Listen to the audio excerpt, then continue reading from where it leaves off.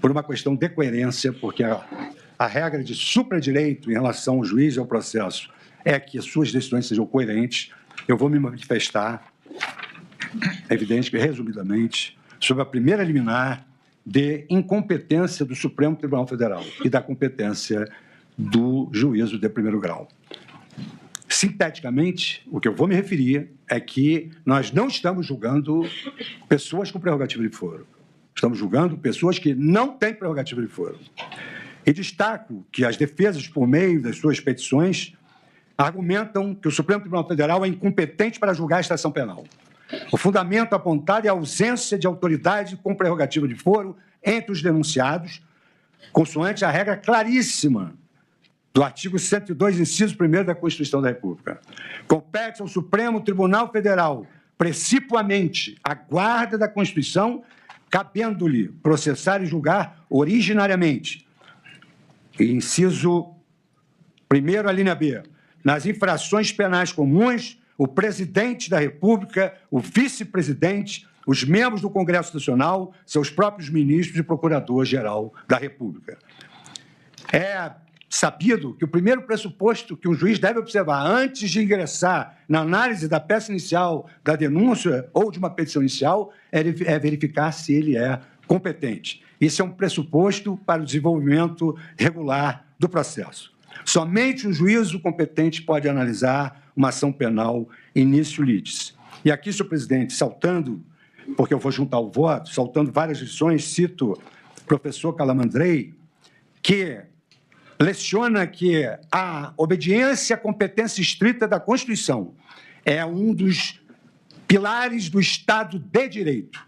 Só há jurisdição quando há competência, posto ser a competência um poder e a jurisdição o componente de correlação formal do seu exercício. Assim se pronunciou também o catedrático da Universidade de Roma, o criador do direito processual contemporâneo, Giuseppe Chioveno, em obra aqui citada, quando assenta que a competência em razão da pessoa, ela se estabelece na ratio da isonomia, da igualdade de todos e também levando em consideração a função pública. Por isso que a competência em razão da pessoa e da função que ela exerce é uma competência absoluta, mercê de a própria Constituição estabelecer uma competência constitucional excepcionalíssima que é inderrogável pela vontade das partes. Cito o criador da Escola Processual do Direito Brasileiro, Enrico Túlio Liban, incorporando, portanto, a sua lição no próprio Brasil, destacando que a incompetência ratione persone, ela é insuperável.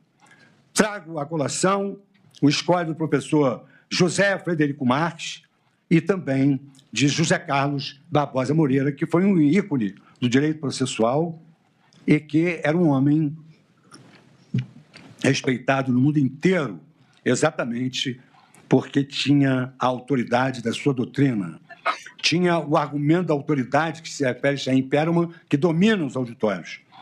O tema de competência originária desta Corte, nos casos de prerrogativa de foro, sofreu inúmeras modificações.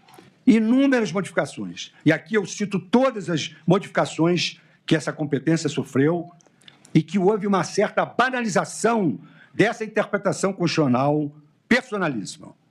E esses autores expressam que, ao vedar expressamente o julgamento, ratione persone, por outro órgão competente que não aquele indicado na Constituição, esta regra passa a ser lindeira à criação de um tribunal de exceção, que o Constituinte buscou impedir, não apenas pela criação de um novo tribunal, mas exatamente para que uma ação, e a posteriori, a ação penal, fosse julgada por um órgão jurisdicional diferente daquele que é previsto nas leis. Ou seja, o órgão jurisdicional constitucional é absolutamente diverso do órgão constitucional ordinário, especialmente quando essa modificação da competência for resultado de uma interpretação após o crime. E o que eu quero dizer é que o Supremo Tribunal Federal mudou a competência depois da data dos crimes aqui muito bem apontados por Sua Excelência, o Procurador-Geral da República.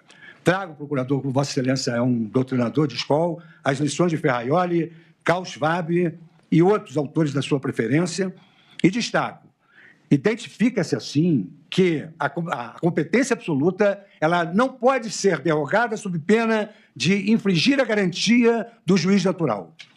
E a garantia do juiz natural cumpre diversas funções no ordenamento brasileiro.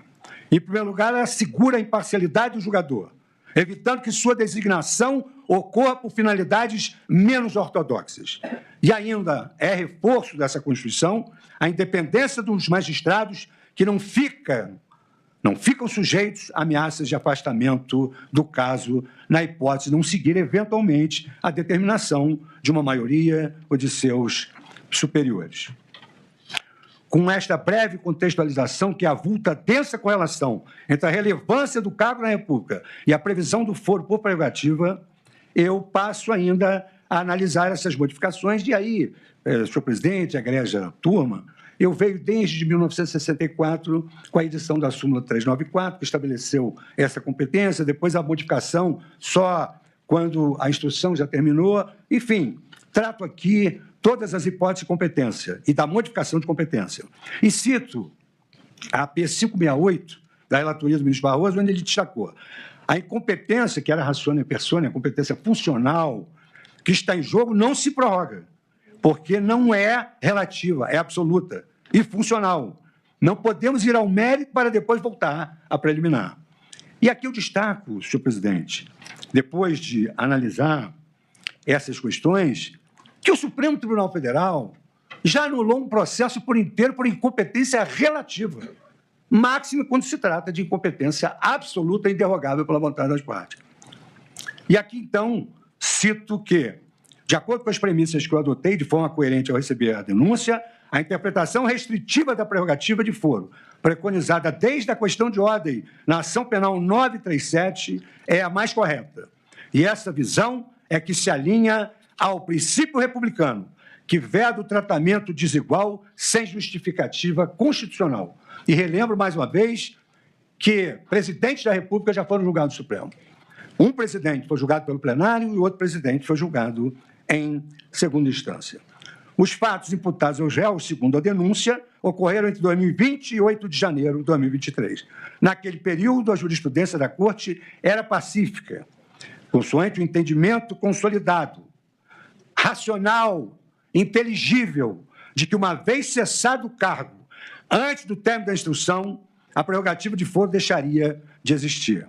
Em caso, os réus deste processo, sem nenhuma prerrogativa de foro, perderam seus cargos muito antes do surgimento do atual entendimento. O atual entendimento é recentíssimo desse ano. A aplicação da tese mais recente para manter esta ação no Supremo, muito depois da prática de crimes, gera questionamentos não só sobre casuísmos, mas, mais do que isso, ofende o princípio do juiz natural e da segurança jurídica.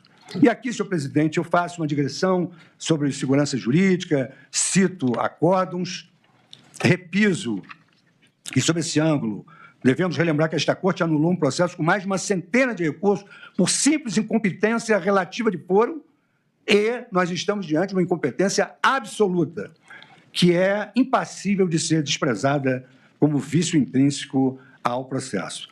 De sorte, presidente, que, mantendo a minha coerência que manifestei no recebimento da denúncia, ciente de que, naquela oportunidade, tratava-se de recebimento da denúncia, em que vigorava o princípio indubio pro societate, deixei para o julgamento a análise mais vertical dessas questões.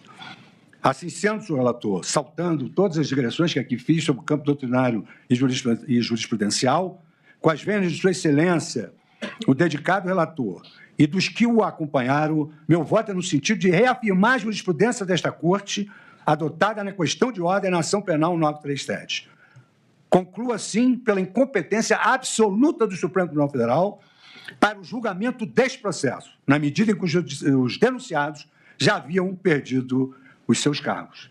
E, como é sabido, em virtude da incompetência absoluta para o julgamento, impõe-se a declaração de nulidade de todos os atos decisórios praticados. De sorte, senhor presidente, que a minha primeira preliminar, ela anula o processo por incompetência absoluta.